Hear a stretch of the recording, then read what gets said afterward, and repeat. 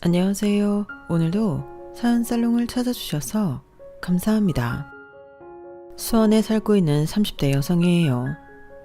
요즘엔 딱히 결혼 정년기라는 게 없긴 하지만 그렇다고 해도 제 나이 정도면 결혼이 늦었다고 할 만할 거예요.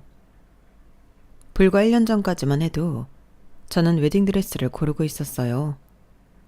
2년 가까이 사귀어온 남자친구와 결혼을 할 생각이었거든요. 하지만 생각지도 못한 일이 벌어졌고 여전히 저는 솔로로 남게 됐어요. 그렇다고 그 결정을 후회하는 건 아니에요. 다른 사람은 몰라도 저희 엄마를 생각한다면 그 결혼은 절대 해서는 안 되는 거였으니까요. 세상에는 영화보다도 더 영화 같은 일이 벌어지기 마련이잖아요. 따지고 보면 이번 파우 사건도 그 정도로 황당하고 어이없는 일이었던 것 같아요.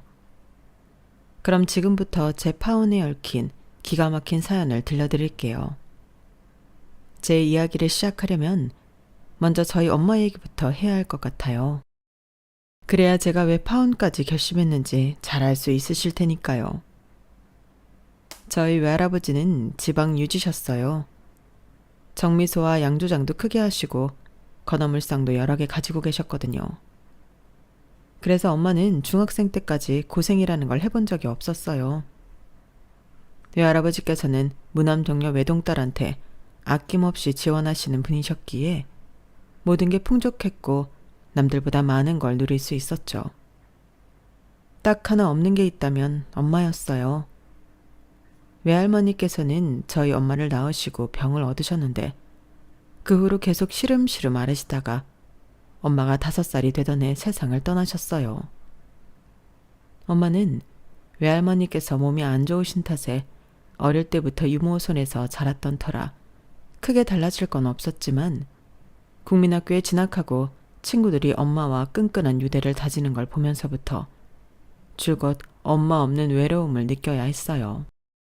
아무리 유모가 잘 돌봐줘도 엄마를 대신할 수는 없으니까요. 그래서 외할아버지께서는 저희 엄마 또래의 먼 친척 아이를 집에 들이셨어요. 촌수를 따져보면 거의 남이나 다름없는 그 아이는 엄마와 동갑내기 여자아이였어요. 집이 가난해서 입 하나라도 줄이고 싶었던 먼 친척분이 6째 딸을 저희 외가의 식모로 보내셨던 거예요. 말이 식모지 그 아이가 하는 일은 저희 엄마와 한 집에서 지내면서 함께 놀고 학교도 같이 다니는 게 전부였어요. 어릴 때부터 부족한 거 없이 풍족하게 많은 사람들의 사랑을 받았다. 엄마와 달리 그 친척 아이는 꽤 영악했던 모양이에요. 외할아버지께서는 1년에 한두 번 저희 엄마를 서울에 있는 양장점에 데려가 옷을 맞춰주곤 하셨는데 그렇게 만들어 오는 옷은 세상 어디에도 없는 유일한 디자인으로 저희 엄마만을 위한 옷들이었어요. 좋은 원단에 여자아이들이 좋아할 만한 프릴을 잔뜩 넣어 동화책에 나오는 공주 드레스 같던 그 옷은 단연 아이들의 눈길을 사로잡았어요. 당연히 친척 아이 눈에도 그 옷들이 예뻐 보였을 거예요. 할아버지 앞에서는 아무 말 않던 아이는 엄마랑 둘이 있을 때면 옷장 가득 들어있는 엄마 옷을 마음대로 입어보곤 했대요. 무력이 없던 엄마는 그걸 보고도 뭐라고 하지도 않았고요. 그런데 거기서 그치지 않고 그 아이는 욕심을 부렸던가 봐요. 한 번은 엄마가 하얀색 공주품 원피스를 입고 등교를 했다가 운동장에서 넘어지는 바람에 가슴팍에 풀물이 들었는데 아무리 빨아도 물이 빠지지 않자 그 옷을 버리려고 했었대요. 그걸 본 친척 아이는 자기가 입겠다고 말했고 그렇게 하라고 했는데 그게 문제의 발단이 되었던 거예요. 언제부턴가 멀쩡하던 옷에 빨아도 지지 않는 물이 드는 일이 늘었고 그럴 때마다 그 옷은 친척 아이 차지가 되었죠. 대충 눈치를 채셨겠지만 옷에 물을 들인 범인은 바로 그 친척 아이였어요. 옷에 빠지지 않는 물이 들면 엄마가 그 옷을 버리라고 할 게 뻔했고 그러면 자기 차지가 된다는 걸 알았던 거죠. 하지만 어른들이 어린아이의 영악함을 모를 리가 없었어요. 하루는 유모가 그 친척 아이를 불러 따끔하게 혼을 냈거든요. 명자 이 영악한 기집애 봐주는 것도 한두 번이지 이게 어디서 여우짓을 하고 그래? 그게 얼마짜리 옷인데 그걸 뺏겠다고 옷에 물을 들여? 넌 내가 모를 줄 알았니? 아니에요. 제가 그런 거 아니에요. 저는 정말 아무것도 몰라요. 정아 옷에 먹물이 든 거 저는 정말 몰랐다고요. 요것 봐라. 내가 옷에 물이 들었다고 했지 먹물이 들었다고는 안 했는데. 넌 그걸 어떻게 알았어? 먹물인 거 어떻게 알았냐고? 네가 물 들였으니까 아는 거 아니야. 너 오늘 회초리 좀 맞아야겠다. 불쌍해서 받아줬더니 감히 주인집 딸옷을 탐내? 당장 종아리 걷어. 그날 친처가 있는 유모한테 피가 터질 정도로 종아리를 맞았어요. 그나마 엄마가 그 사실을 알고 달려가 막아서 그 정도였던 거더라고요. 옷 외에도 친처가 있는 저희 엄마 인형이며 학용품, 구두, 그 밖에 모든 걸 부러워했고 때로는 몰래 훔쳐가기도 했었대요. 그럴 때마다 유모는 저런 도둑녀는 집에서 쫓아내야 한다고 했지만 친구를 잃기 싫었던 엄마가 울면서 매달린 탓에 쫓겨나지 않고 용케도 그 집에 붙어 있을 수 있었고 저희 엄마와 중학교까지 함께 다닐 수 있었어요. 그러다 고등학교 진학을 앞둔 중3 가을, 저희 외가가 서울로 이사를 하게 되었어요. 말이 이사지 야반 도주나 다름없는 거였죠. 할아버지가 도로건설 사업에 손을 대셨다가 망하는 바람에 정미소와 양조장, 건어물상까지 모두 남의 손에 넘어가고 남은 재산이 거의 없었거든요. 오랜 시간 집에서 부리던 사람한테 요즘으로 치면 퇴직금조로 조금씩 챙겨주고 나니 서울에 작은 집 하나 얻을 돈밖에 남지 않았어요. 그러니 친척 아이를 데리고 갈 수도 없었죠. 그래서 아이 부모한테 연락을 했더니 자기들도 먹고 살기 힘드니 다만 얼마라도 돈을 좀 준다면 받아주겠다고 하더래요. 자기 자식인데 돈을 받고 데려가겠다니 참 어이가 없는 일이었죠.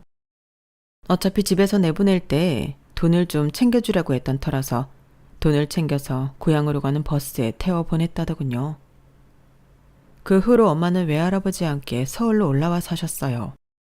지방이긴 했어도 동네에서 제일 크고 마당에 잔디까지 깔린 집에서 살았던 엄마는 마당도 없는 방 한 칸짜리 집으로 이사를 오자 그제야 집이 망했다는 게 실감이 나더래요. 다행히 근처에 고모님이 살고 계셔서 살림은 고모님 때 식모가 와서 밥이며 빨래를 해주었어요. 화장실과 수도도 공동으로 쓰는 손바닥만한 집에서 식모를 부리는 걸 보고 주변에선 수군거리기 일쑤였다더군요. 그래서 사람들 눈치가 보여 엄마가 집안일을 배우기로 했고 가끔씩 고모님이 집에 오셔서 살림을 가르쳐 주셨대요. 그래 봐야 곤로에 밥과 찌개를 끓이고 시장에서 찬거리를 사는 정도였지만요. 김치나 밑반찬은 고모님 댁에서 가져다 먹었으니까요. 그런데도 엄마는 모든 게 서툴어서 잘 못했던가 봐요. 태어나서 지금까지 한 번도 해본 적 없던 일이었을 테니까요. 온전한 밥을 하는 날보다 밥을 태우는 날이 더 많을 정도로 엄마의 서울살이는 녹록지 않았어요. 문제는 엄마만큼이나 외할아버지의 서울 생활도 편치만은 않았다는 거였죠. 대대로 지역 유지로 살아온 덕에 돈에 쪼들리는 생활을 해보지 않은 탓이었어요. 한창 젊을 나이였다면 몸을 움직여 돈을 버는 일이 그렇게까지 버겁지는 않았겠지만 불억을 넘긴 나이에 뜻하지 않게 겪게 된 가난은 외할아버지의 몸과 마음을 상하게 했던 모양이에요. 서울에 올라오고 3년도 채 안 돼서 외할아버지께서 병을 얻으셨거든요. 그래도 다행이라고 해야 할까요? 외할아버지가 쓰러지시고 수입이 없는 상황에 엄마가 고등학교를 졸업 후 바로 취직을 할 수 있었으니까요. 고모부 추천으로 무역회사 경리로 일을 하게 된 엄마는 20살 나이에 가장이 되었어요. 얼마 안 되는 월급으로 두 식구 생활을 하고 외할아버지 약값과 병원비로 감당해야 했어요. 지금처럼 의료보험이 잘 되는 시절이었다면 모르겠지만 당시만 해도 그런 건 꿈도 못 꿨어요. 그러니 변변한 옷 한 벌 사입지 못하는데도 늘 생활은 쪼들렸고 그럼에도 불구하고 외할아버지 상태는 차도를 보이지 않았어요. 그러니 30을 바라보는 나이가 되도록 연애는 꿈도 못 꿀 수밖에요.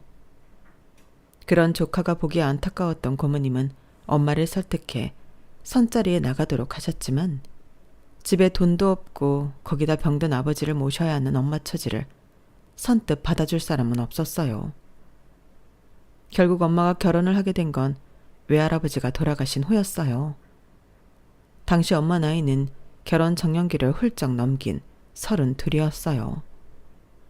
아빠는 엄마보다 4살 많은 36이었고요. 요즘도 그렇지만 결혼할 때를 넘긴 사람한테는 그럴 만한 이유가 있잖아요. 저희 엄마의 경우는 병든 아버지 부양이었고 저희 아빠의 경우는 8이나 되는 동생들 뒷바라지였어요. 가지 많은 나무에 바람 잘 날 없다고 결혼 후에도 아빠는 동생들 뒤치다꺼리를 하느라 늘 고생이었어요. 덩달아 만면이라는 죄로 저희 엄마도 그 고생을 공동 부담하게 되었죠. 아빠의 8명의 동생들 중에서 그나마 걱정 안 끼치는 3명을 빼고 나머지 형제들은 지금 생각해도 이가 갈릴 정도로 형편없는 인간들이었어요. 특히 둘째 삼촌은 교도소를 제 집 드나들 듯하는 사람이었어요. 사기에 폭력 전과가 화려한 인간이거든요. 그 삼촌 때문에 아빠는 툭하면 피해자들을 찾아가 무릎을 꿇고 빌어야 했고 엄마는 삼촌 때문에 합의금을 만드느라 고생이었어요. 파출소나 경찰서에서 걸려오는 전화는 10중 8구 삼촌이 사고를 쳐서 걸려오는 전화였기에 늘 부모님을 긴장하게 만들었어요. 그런데 제가 중학교에 들어가던 해에 걸려온 전화는 조금 달랐어요. 그 전화를 받고 아빠가 눈물을 뚝뚝 흘리셨거든요.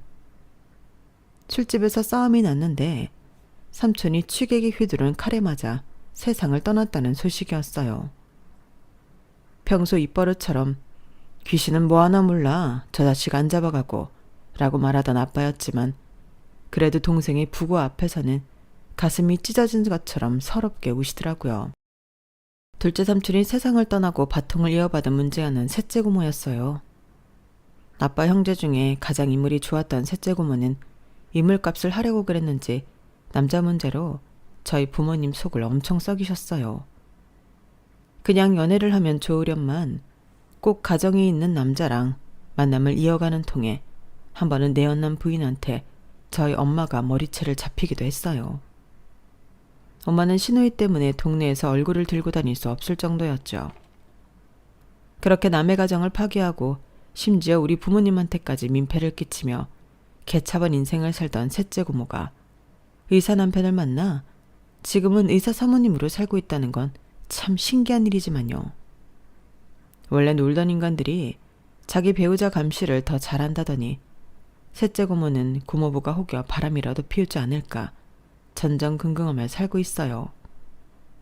그 외에도 저희 집 와서 엄마 옷과 화장품, 심지어 구두까지 훔쳐가는 막내 고모도 있고 툭하면 주식으로 돈 날리고 돈 빌리러 오는 막내 삼촌도 있어요. 그런데 웃긴 건 아빠의 동생들 중 문제의 5명은 누구 하나 뺄 거 없이 저희 부모님께 기생해서 살았는데 정작 자기들이 살만해지니까 약속이나 한 것처럼 연락을 딱 끊고 살았다는 거예요. 더는 뜯어먹을 게 없어서 그런 거겠지만요. 하지만 아무리 그렇다고 해도 자기 형이자 오빠가 세상을 떠났을 때만큼은 찾아올 수 있는 거잖아요. 그런데도 세상을 떠난 한 명을 제외하고 나머지 4명은 그 정도의 인간적 도리도 하지 않는 쓰레기들이었어요. 아빠가 음주 촬영에 치여 세상을 떠나시고 작은 아빠를 통해 부고 연락을 받았음에도 넷은 끝까지 장례식장에도 나타나지 않았어요.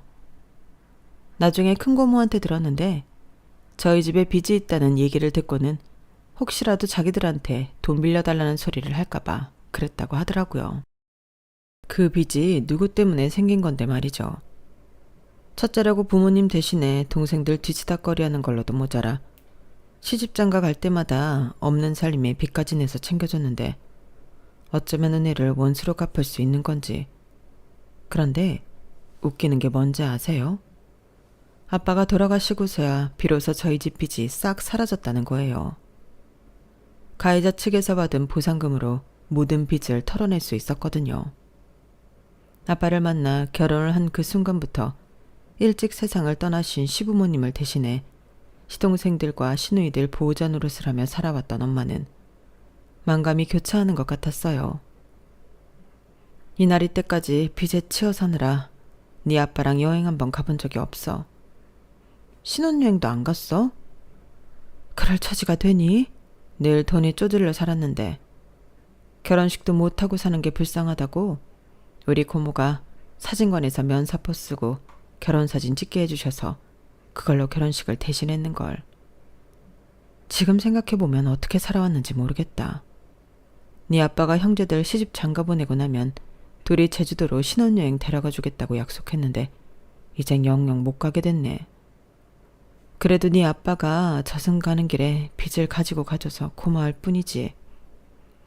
남편을 잃고 빚쟁이에서 벗어난 엄마는 허탈한 듯 허공을 바라보셨어요. 엄마, 그럼 아빠 대신 나랑 가자. 제주도든 부산이든 강원도든 신혼여행 가자고. 그럴까? 이참에 우리 여행 갈까? 그래, 그래야겠다. 아, 부산 갔다가 기장에 들러야겠다. 거기 가면 찾아야 할 사람이 있거든. 엄마가 찾고 싶어하는 사람은 다름 아닌 엄마를 키워준 유모였어요. 외할아버지 사업이 망하고 고용인들을 내보낼 때 유모님이 고향으로 간다고 했던 말을 기억하고 계셨거든요. 어디 사시는지 동네도 모르고 주소도 모른 채 아는 거라곤 기장에서 건어물하는 유모님 친척이 있다는 거 하나뿐이었지만요. 서울에서 김서방 찾기나 다름없었지만 그래도 엄마를 위해서 하는 데까지는 해보고 싶었어요. 그런데 막상 기장시장에 가보니 건어물 가게가 엄청 많은 거예요. 가게도 있고 기판에서 장사를 하는 상인까지 있었거든요. 그래도 만날 인연이기는 했는지 어렵게 유모님의 친척을 찾을 수 있었고 그분을 통해 유모님이 계신 곳을 찾아갈 수 있었어요.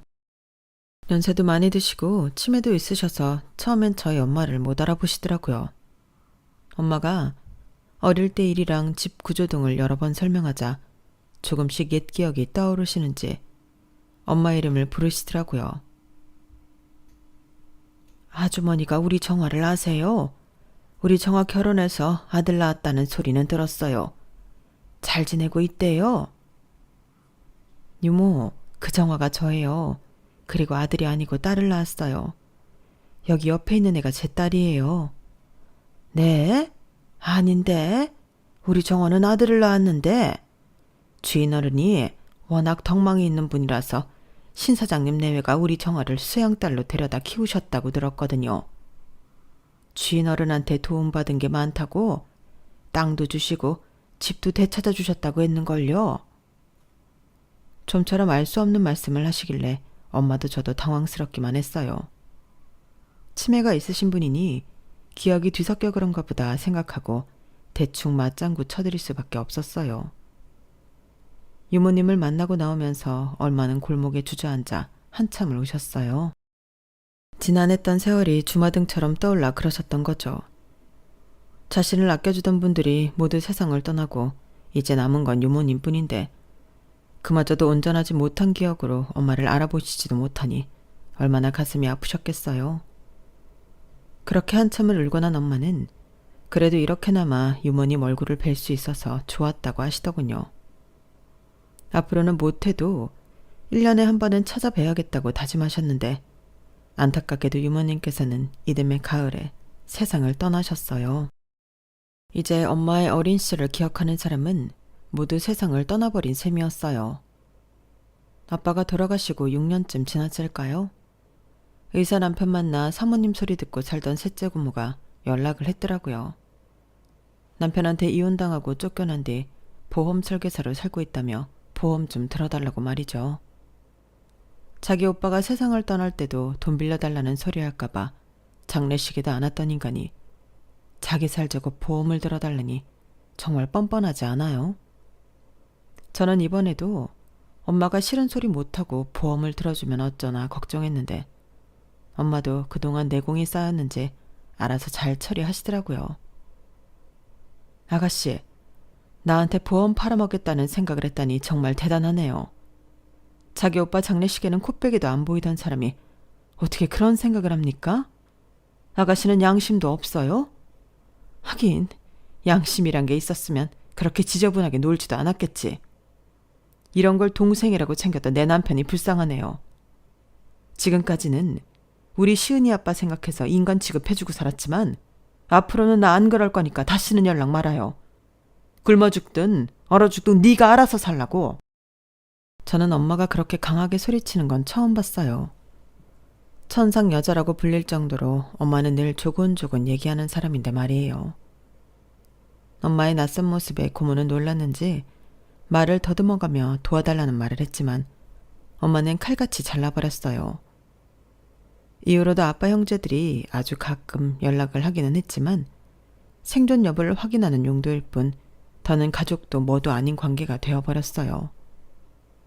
아빠가 살아생전에 그렇게 공을 들였던 동생들과의 관계가 이렇게 부질없는 인연이었다는 게 확인된 셈이었어요.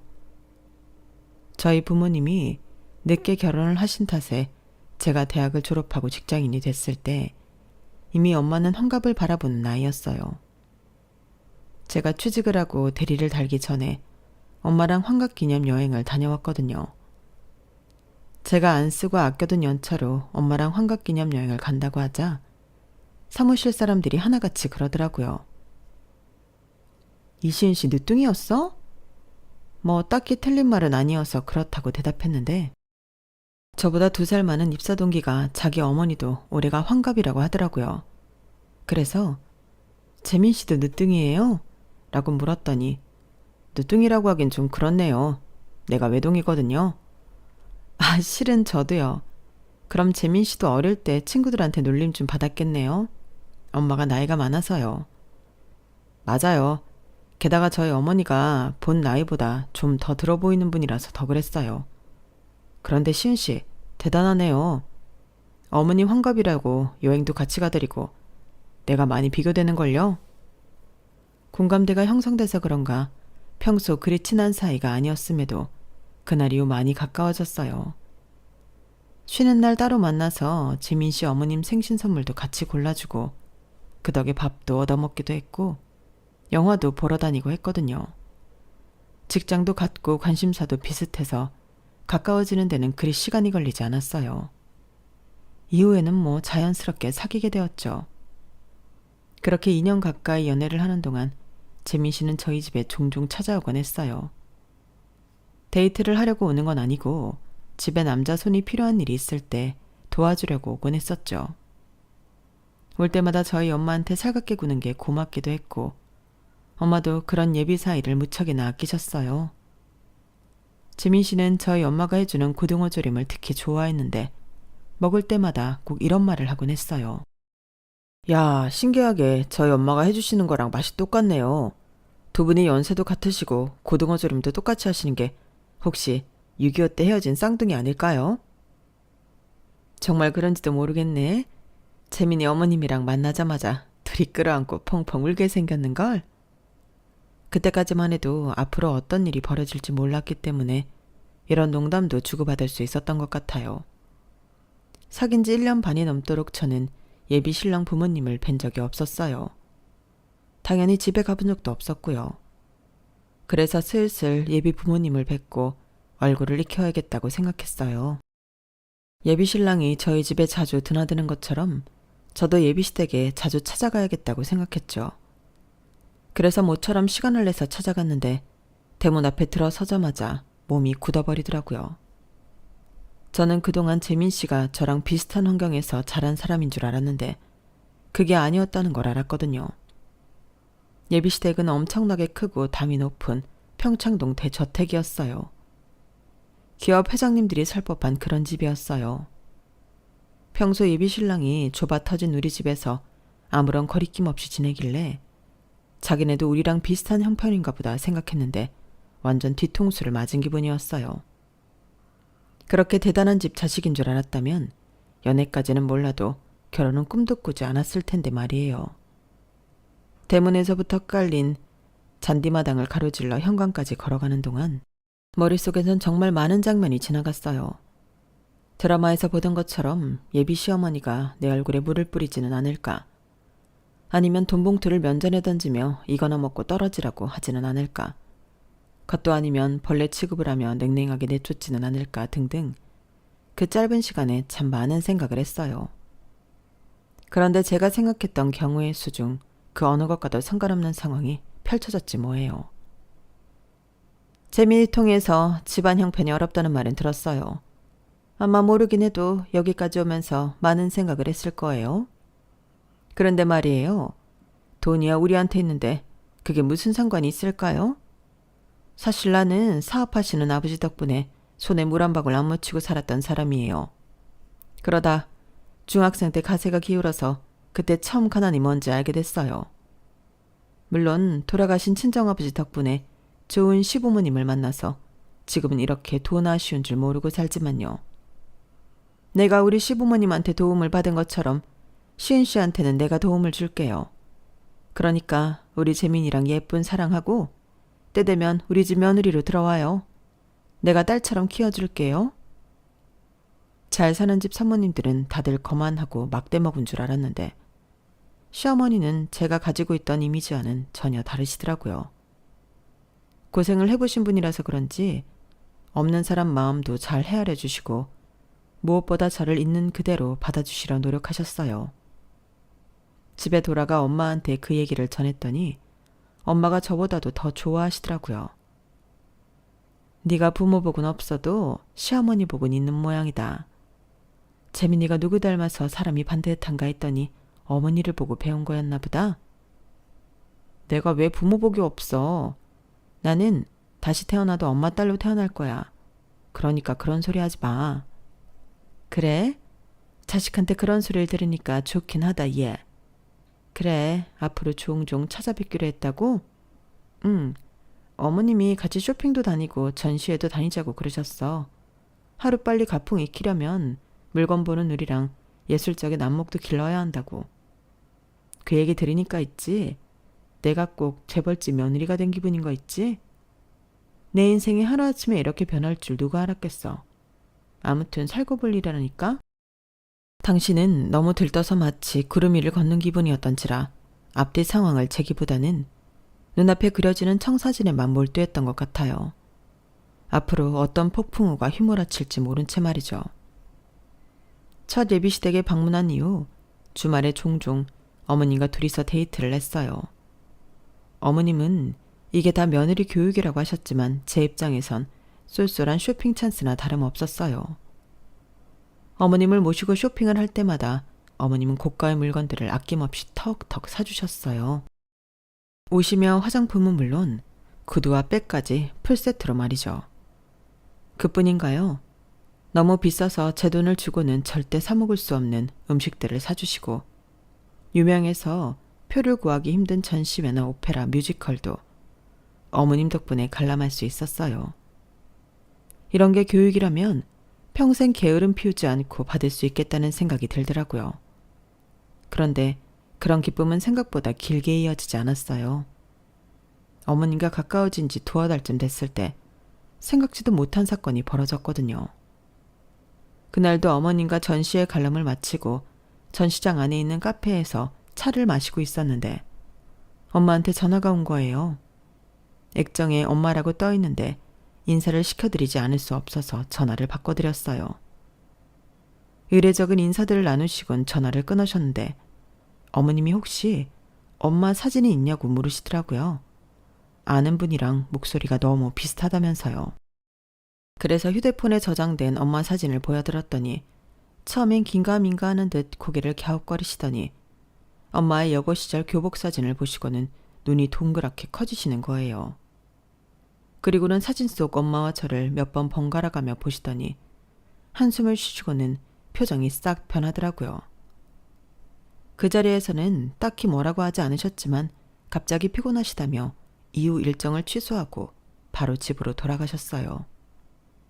그리고 며칠 뒤 제게 전화해 이 결혼은 안 될 것 같다고 일찌감치 마음을 접으라고 하시더라고요.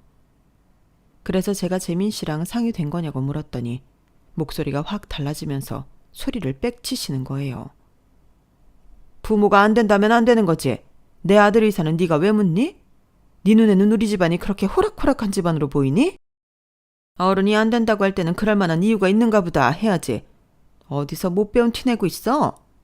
아무리 보고 배운 게 없어도 그 정도는 눈치껏 알아야지.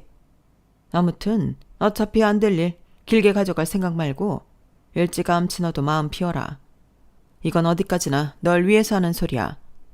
남자야 파혼을 하든 이혼을 하든 그게 흠이나 되겠니? 하지만 여자는 다르잖니. 이 정도 말해줬으면 나도 할 만큼 한 거다. 그러니 내 말 들어. 어머님, 이런 경우가 어딨어요. 제가 왜 안 되는지 이유도 말씀 안 해주시고 무턱대고 안 된다뇨. 처음부터 저희 집 사정은 아시고도 승낙하셨던 거잖아요. 그럼 집안 형편 내외에 저한테 문제가 있다는 얘긴데 제 머리로는 도저히 떠오르는 게 없어요. 그러니 이유라도 좀 알려주세요. 알아야 포기를 하든 말든 할 거 아니에요.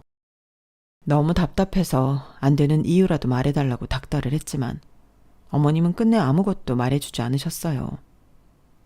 어머님 전화를 끊고 예비 신랑한테 이 얘기를 전했더니 자기는 금시초문이라면서 오히려 저보다 더 화를 내더라고요. 그리고는 점심시간 내내 어머님과 전화로 싸우는 것 같았어요. 퇴근길에 저를 집까지 데려다주면서 어머님은 자기가 설득하겠다고 아무 걱정 말라고 했지만 어떻게 걱정이 안 되겠어요. 집에 들어가자마자 침대에 엎어져 펑펑 울었는걸요. 그 바람에 엄마는 제 방까지 달려들어오셨고 시어머니의 반대로 파혼 위기라는 얘기를 들으시고는 한참을 말을 잇지 못하시더라고요. 아마도 한참 기우는 우리 집 형편 때문이라고 생각하시는 것 같았어요. 못난 부모 탓에 자식 가슴에 몹을 받게 됐다고 한탄하시는 걸 보니 말이에요. 그래서 그런 게 아니라고 전시회 관람을 하고 갑자기 어머님 표정이 변하셨던 걸로 봐서 그날 내 행동에 문제가 있었던 것 같다고 말씀드렸어요. 그러니 엄마 탓이 아니라고요. 그러면서 그날 어머님이 내 휴대폰 속 사진들을 몇 장 보셨는데 그걸 보시고 표정이 안 좋아지셨다고 했더니 엄마가 그 사진을 좀 보자고 하시더라고요. 그래서 그날 어머님께 보여드렸던 엄마 여고 시절 사진을 비롯해 엄마 사진 몇 장을 보여드렸어요. 그러다가 시어머니랑 같이 찍은 사진을 엄마가 보게 되셨는데 가만히 있어보자. 내가 이 얼굴 어디서 본 적이 있는 것 같은데? 맞아, 명자. 얘 명자가 분명해. 재민이 어머니 성함이 명자 맞지? 정명자. 그건 잘 모르겠어. 물어본 적이 없으니까. 왜? 엄마가 아는 사람이야? 알다마다. 인연이 얼마나 지독한 년인데 우리 엄마 유품까지 죄다 훔쳐간 년이라고. 그뿐이야? 내 옷 훔쳐입고 나가서는 내 얼굴 모르는 사람들한텐 지가 땡땡정미소 사장 딸이라고 내 행세까지 하고 다닌 사기꾼이라고. 내가 얘를 잡으려고 얼마나 찾아다니는 줄 알아? 다른 건 몰라도 우리 엄마 유품만큼은 찾고 싶었는데 땅으로 꺼졌는지 하늘로 솟았는지 찾을 길이 없더라. 그런데 이게 부잣집 사모님이 되었을 줄이야. 그래, 이제 이해가 간다. 재민이 엄마가 명자 인연이면 널 반대할 만도 하지. 나를 사돈으로 만난 지가 어떤 인간인지 죄다 알려줄 테니 얼마나 겁이 났겠어. 그래도 혹시 모르니까 재민이한테 엄마 성함이 어떻게 됐는지 한번 물어봐. 어서. 엄마의 성화에 예비 신랑한테 전화해 어머님 성함을 물었어요. 그랬더니 엄마 말대로 정명자가 맞더라고요. 엄마는 잠시 분을 사귀며 생각을 하시더니 제게 물으셨어요. 이 결혼 하고 싶냐고요. 솔직히 예비 신랑은 여전히 마음에 들고 헤어지고 싶은 생각은 없었어요. 하지만 어머님 같은 사람과 가족이 되어 평생 보고 살 자신은 없었어요. 더군다나 내 엄마한테 상처를 준 사람인데 어떻게 웃는 얼굴로 볼 수 있겠어요. 그래서 어차피 환영받지 못할 결혼이라면 시작도 않는 게 나을 것 같다고 말씀드렸어요. 그러자 엄마는 제게 같이 갈 데가 있으니 일어나라고 하시더군요. 그렇게 엄마와 저는 예비시댁으로 향했어요.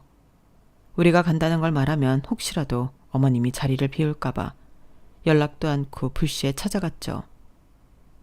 저녁 식사 시간이라서 아버님도 집에 계셨어요. 식사 시간엔 남의 집에 방문을 하지 않는 게 예의지만 엄마가 그 시간에 저를 데리고 예비 시댁을 찾은 건 다 의도하는 바가 있어서 그랬어요. 일부러 온 가족이 다 모여있는 자리에서 어머님의 과거와 죄상을 폭로할 생각이었던 거예요. 재민이 아버님, 안녕하세요. 시은이 엄마예요. 초면임에도 불구하고 늦은 시간에 찾아뵙게 돼서 죄송합니다. 다름이 아니라 제가 꼭 만나야 할 사람이 있어서요. 45년 전에 제 친정어머니 유품을 훔쳐 도망간 사람이 있는데 그 인간이 이 집에 살고 있다는 소리를 들었거든요. 놓치기 전에 제 손으로 잡으려고 무례를 무릅쓰고 이렇게 왔습니다. 정명자, 오랜만이다. 못 본 사이에 많이 변했구나. 이젠 제법 부잣집 사모님 티가 난다. 어릴 때부터 돈 많은 남자 만나 대궐 같은 집에서 살 거라고 그러더니 소원 이뤘구나. 내가 널 영영 못 찾을 줄 알았니? 그래서 내가 시은이 엄마과 알자마자 파혼하자고 우리 딸 가슴에 못 박은 거야? 그러자 어머님이 저희 엄마 말을 끊으며 날카롭게 말했어요. 너 입 다물지 못해? 여기가 어디라고 찾아와선 함부로 입을 나불거려. 당장 돌아가. 내 집에서 나가라고. 왜? 내가 네 남편이랑 자식 앞에서 더러운 네 과거 탈탈 털까 봐 겁나니? 네가 지은 죄 겁은 안 나고 내 입에서 나올 말만 겁이 나는 거야? 너 정말 대단한 년이다. 네가 신부는 대단히 상승했는지 모르겠지만 하는 짓거리는 그 옛날 하던 짓을 못 버리고 그대로구나. 너 나 몰래 나를 사칭하고 다녔다며. 네가 정미소 고명딸이라고 떠들고 다녔다는 거 고향 사람들한테 들어서 알고 있어. 어릴 때도 내 거라면 뭐든 뺏어야 직성 풀려 하더니 어쩌면 그 성격이 여전한지. 어떤 면으로 대단하더라, 정명자. 나도 너랑 길게 보고 싶지 않으니까 네가 훔쳐간 우리 엄마 유품이나 내놔. 그럼 더는 망신 안 주고 돌아가 줄 테니까. 엄마 딴에는 많이 양보해서 제안한 건데 어머님은 그럴 생각이 전혀 없는 사람 같았어요. 기사를 불러 저와 엄마를 집에서 내쫓을 생각뿐이었거든요. 그러자 예비신랑이 달려들어 엄마와 저를 밀어내려는 운전기사를 막아섰어요. 그런데 뜻밖의 행동을 한 건 아버님이었어요. 아버님이 미간에 잔뜩 힘이 들어간 얼굴로 어머님을 추궁하기 시작했거든요. 그런데 그 내용이 우리의 예상을 깬 거라서 놀랍기 그지없었어요. 땡땡정미소 사장님이 당신 부친이라고 하지 않았나? 우리 아버지께서 당신을 며느리로 들인 이유가 그 때문인데 그게 아니라면 당신 정체가 뭐야? 그러자 어머님은 입술을 부르르 떨며 독을 쓰다가 버럭 소리쳤어요. 내가 땡땡정미소 딸 맞아요. 저 여자가 거짓말을 하는 거라고요. 당신은 30년 넘게 살 비비고 산 내 말은 못 믿고 난생 처음 보는 여자 말만 믿는 거예요? 아휴, 내가 전생에 무슨 죄를 지어서 말년에 이런 꼴을 당하는 건지. 이래서 집에 사람을 잘 들여야 한다고 그러는 거였네. 며느리감 하나 잘못 데려왔다가 이게 무슨 봉변이야? 이보세요, 시은이 어머니. 내가 이런 말까지 안 하려고 했는데 그쪽이 이렇게 나오니 어쩔 수 없네요. 당신이 나한테 무슨 억하심정이 있어서 이러는지 나 알아요. 그쪽 우리 집에서 일하던 식모였잖아. 그때 하도 거짓말하고 내 물건 훔쳐서 쓰고 다니길래 우리 아버지한테 일러서 몇 번 혼냈다고. 그걸 못 잊어서 나 괴롭히는 거잖아요. 그런데요, 시은이 엄마. 인생 그렇게 살면 안 돼요. 벌 받아. 내가 시은이 생각해서 이번은 봐줄 테니까 조용히 돌아가세요. 막말로 경찰이라도 부르면 그땐 어떡할 겁니까? 경찰이 기업 회장 부인 말을 듣겠어요? 가진 거라곤 집불도 없는 동네 아줌마 말을 듣겠어요? 답은 뻔하잖아요. 그러니 좋게 말할 때 돌아가세요. 그 버릇 여전하구나. 궁지에 몰리면 상대한테 뒤집어 싸우는 버릇. 그런데 어쩌니? 더는 못하게 돼서. 나한테 네 약점이 딱 잡혀있으니 말이야. 네가 나인 것처럼 사칭하고 다녔던 거 내가 어떻게 알았을 것 같아? 그거 중학교 동창들이 말해줘서 한 거야. 애들한테 중학교 때 사진도 다 남아있더라. 우리 집에 놀러와서 찍은 사진도.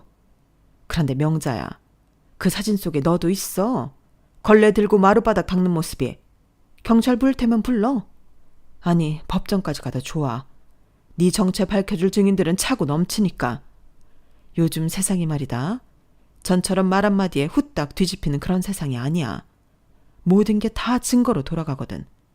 네가 땡땡정미소 딸인지 내가 딸인지 그거 밝혀내는 건 일도 아니야.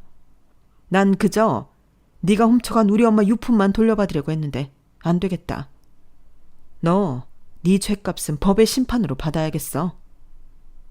어찌 보면 간단히 끝날 수 있었던 그날의 일은 저희 엄마가 변호사를 선임하면서 결국 법정 싸움으로 이어졌어요.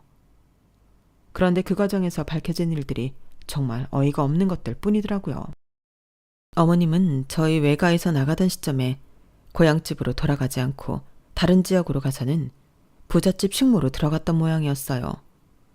거기서 자신을 땡땡 정미소 딸인데 집이 망하고 부친이 갑자기 세상을 떠나셔서 식모로 나서게 됐다고 거짓말을 했던 거죠. 그런데 그 거짓말로 인해 팔자가 바뀌는 일이 생긴 거예요. 그 집주인과 알고 지내던 신 사장님이 저희 외할아버지한테 도움을 받았던 분이었는데 그 집에서 어머님을 보살피겠다고 나섰거든요. 다행히도 그분이 어린 시절 저희 엄마 얼굴만 기억할 뿐 다 큰 모습은 본 적이 없어서 어머님의 거짓 행각은 들키지 않았어요. 게다가 어릴 때부터 저희 엄마랑 지내왔기 때문에 집안 사정이나 벌어진 일들도 훤히 꿰고 있어서 더더욱 땡땡 정미소 딸 행세를 할 수 있었던 거죠. 신 사장님께서는 어머님을 고등학교까지 보내주시고 돌아가시기 전에는 어머님께 잃어버린 저희 외가도 찾아주셨다더군요. 저희 외할아버지께 갚아야 할 빚이 있는데 딸한테 대신 갚는다고요.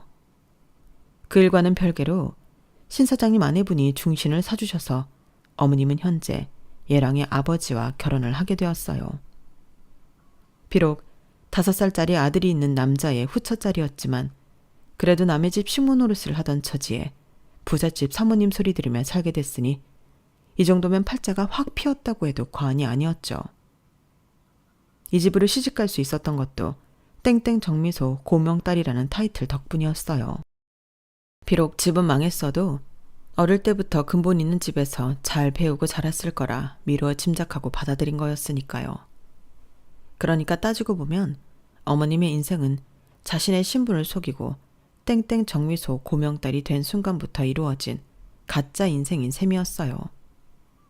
그리고 그 거짓말의 끝은 처참한 말로였어요. 먼저 신 사장님으로 증여받았던 저희 외가는 다시 저희 엄마 명의로 바뀌게 되었고 저희 외가를 팔아가며 만든 인맥은 모조리 끊어지고 말았어요. 그 과정에서 돈이 얽힌 일들로 인해 크고 작은 소송을 당하게 되었고요. 그리고 가장 큰 타격은 이혼이었어요. 사실 이거는 이번 일 때문이라고 단정짓기는 좀 그래요. 아버님과 어머님 사이가 전부터 좋지 않았으니까요. 저를 처음 만났을 때 어머님이 제게 잘해주셨던 이유와도 관련이 있거든요. 있는 사람들이 참 무서운 게 돈이 있어도 집안이 좋지 않으면 그들 사이에서는 따돌림이 심한가 봐요. 어머님은 남편 덕분에 부는 잃었지만 상류층 사람들 모임에 초대받지 못했어요. 대학도 못 나왔던 터라 학벌 차이도 심했고 무엇보다 모임에 끼워주지를 않았으니까요. 저를 데리고 백화점 쇼핑을 다니고 전시회랑 오페라 공연, 뮤지컬 공연을 다녔던 것도 함께 다닐 사람이 없어서 그랬던 거였죠. 차라리 없는 집딸을 며느리로 들여 자기 입맛에 맞게 데리고 다니자. 이게 시어머니 생각이었던 거예요. 하지만 이혼을 당했으니 그마저도 이룰 수 없게 되었죠. 아, 저희 엄마가 진행하려던 소송은 결국 시작도 못하고 끝이 났어요. 어머님이 저희 외가와 일대 땅, 그리고 외할머니 유품인 보석 장신구들을 순순히 돌려주시기도 했고 소송을 걸어봐야 승소할 일이 없다는 걸 알고 포기했거든요. 명의도용이라고 하기에는 실질적으로 이름이나 주민등록번호와 같은 개인정보를 도용당한 적도 없고 직접적인 피해를 입은 게 없기 때문이었어요. 아마 어머님도 변호사를 통해 이런 사실은 알고 있었을 거예요. 그럼에도 저희 외가와 일대 땅, 외할머니 유품을 돌려준 건 어떻게든 이혼을 피하려고 아버님께 어필하려는 노력이었는데 결과적으로는 실패한 셈이었어요. 아버님이 이혼 청구를 하셨으니까요. 어머님의 거짓 인생은 그렇게 40여 년 만에 풍비박산이 나버렸어요. 현재 저는 예비 신랑과 헤어진 지 1년 정도 되었어요.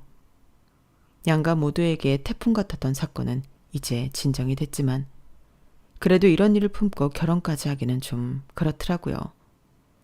서로 죽고 못 사는 사이도 아니고 그보다는 내 부모가 더 중요하니까요. 그래서 후회는 안 하냐고요? 조금도 후회가 없다면 거짓말일 거예요. 하지만 내 것이 아닌 인연에 연연하고 싶지는 않아요. 그 말로가 어떤지는 어머님을 통해 충분히 알았으니까요. 앞으로는 좋은 내 인연을 만날 때까지 엄마와 함께 좋은 추억을 쌓아갈 생각입니다. 지금까지 제 사연을 들어주셔서 감사합니다. 여러분들도 행복하시고 건강하세요. 여러분, 사연 댓글에 응원과 현명한 조언 부탁드려요. 좋아요와 구독은 저에게 큰 힘이 됩니다. 오늘도 좋은 일 가득하세요.